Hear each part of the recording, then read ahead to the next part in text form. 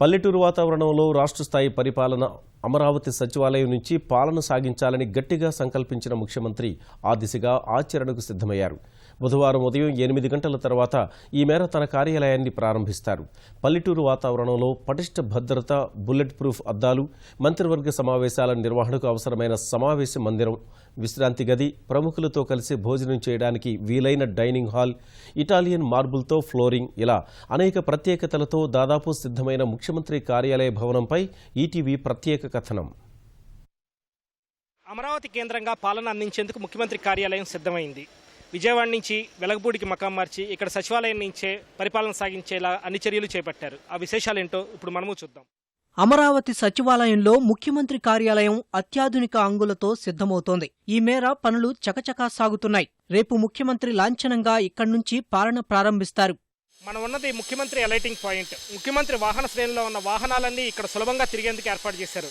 ఈ మార్గం గుండానే ముఖ్యమంత్రి క్యాన్వే ఇచ్చి నేరుగా ఇక్కడ ఆగటం జరుగుతుంది. ఇక్కడి నుంచే ముఖ్యమంత్రి లిఫ్ట్ గుండా తన ఛాంబర్కి వెళ్లనున్నారు. మొత్తం 6 భవనాలుగా నిర్మితమవుతున్న సచివాలయంలో 4 భవనాలు ఇప్పటికే పాలనకు అందుబాటులోకి వచ్చాయి. 2, 3, 4, 5 భవనాల్లో ఒకరిద్దరు మినహా మిగిలిన మంత్రులంతా శాఖలు ప్రారంభించేశారు. ప్రారంభం కావలసిన 2 భవనాల్లో మొదటిది ముఖ్యమంత్రి కార్యాలయం, 6వది అసెంబ్లీ మండలి సమావేశాల భవనం. ముఖ్యమంత్రి కార్యాలయంలో ముఖ్యమంత్రి, సీఎంఓ సిబ్బంది, ప్రభుత్వ ప్రధాన కార్యదర్శి, ముఖ్యమంత్రి కార్యాలయ కార్యదర్శులు, మంత్రివర్గ సమావేశ మందిరం, వీడియో కాన్ఫరెన్స్, ఇతర సమావేశ మందిరాలు ఈ భవనంలోనే ఉంటాయి. దీని నిర్మాణాలు ఇప్పుడు తుది దశకు చేరుకున్నాయి.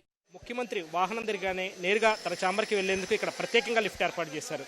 ఇక్కడ అమర్చిన అద్దాలన్నీ బుల్లెట్ ప్రూఫ్తో ఏర్పాటు చేస్తున్నది. ముఖ్యమంత్రి లిఫ్ట్లో మొదటి అంతస్తుకు రాగానే ఆయన నేరుగా తన ఛాంబర్కి చేరుకునే ముందు వచ్చేది ముఖ్యమంత్రి సమావేశ మందిరం. ఇందులోనే శాఖాపరంగా ఉన్నత స్థాయి సమీక్షలు అవి నిర్వహించేందుకు ఇక్కడ ఎడంపక్క సమావేశ మందిరం ఏర్పాటు చేయడం జరిగింది. అలాగే కుడిపక్కన నుంచి ఆయన తన ఛాంబర్లోకి వెళ్లేదిగా ఇక్కడ ఏర్పాట్లు అవి చేశారు. సీఎం కార్యాలయాన్ని అత్యంత రక్షణాత్మకంగా నిర్మిస్తున్నారు. రాకెట్ లాంచర్లతో దాడి చేసిన చెక్కు చెదరని రీతిలో నిర్మాణం జరుగుతోంది. సీఎం చంద్రబాబుకున్న జెడ్+ భద్రతా కారణాల దృష్ట్యా బుల్లెట్ ప్రూఫ్ అద్దాలతో నిర్మిస్తున్నారు. సెక్యూరిటీ సిబ్బంది సూచనలతో నిర్మాణంలో మార్పులు చేర్పులు చేస్తున్నారు. కార్యాలయం లోపల అంతర్గత అందాలు, సదుపాయాలు, ముఖ్యమంత్రి సూచనలు, అభీష్టం మేరకు మార్పులు చేర్పులు చేశారు. యుద్ధ ప్రాతిపదికన సిద్ధం చేస్తున్న ఈ ప్రాంగణమే ముఖ్యమంత్రి కార్యాలయం. ఇప్పటికే విద్యుత్ సరఫరా, ఏసీ కనెక్షన్లు ఇక్కడ బిగించడం జరిగింది. ఇక మిగిలిందల్లా ఇంటీరియర్ సామగ్రి ఏర్పాటు మాత్రమే. అనుకున్న సమయానికి వీటిని ఏర్పాటు చేసేలాగా ఇక్కడ శరవేగంగా కసరత్తు జరుగుతుంది.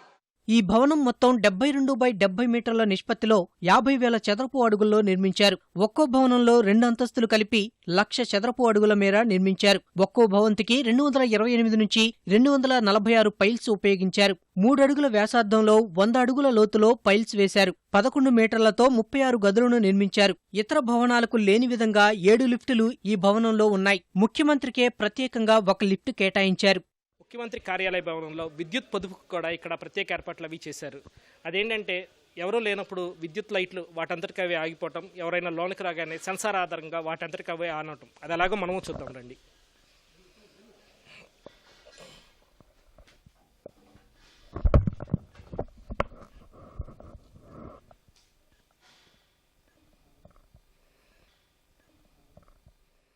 సాంకేతికతకు పెద్దపీట వేసే ముఖ్యమంత్రి సచివాలయం నిర్మాణంలోనూ ఆ మార్కు చూపించారు. విద్యుత్ పొదుపు చేసేందుకు ఈ మేర సాంకేతికత వినియోగించారు. రాజధాని ప్రాంతం నుంచే పూర్తిస్థాయి సచివాలయ పరిపాలన ప్రారంభమవుతున్న పరిణామాలు ఓ సంచలనమే. ఇంకా బాలరిష్టాలు ఉన్న 3 వారాల్లో ఇవన్నీ పరిష్కారమై పూర్తిస్థాయి పాలన వాతావరణం ఇక్కడ కొలువుదీరనుంది. ఇది ముఖ్యమంత్రి కార్యాలయ ప్రత్యేకతలకు సంబంధించిన పూర్తి సమాచారం.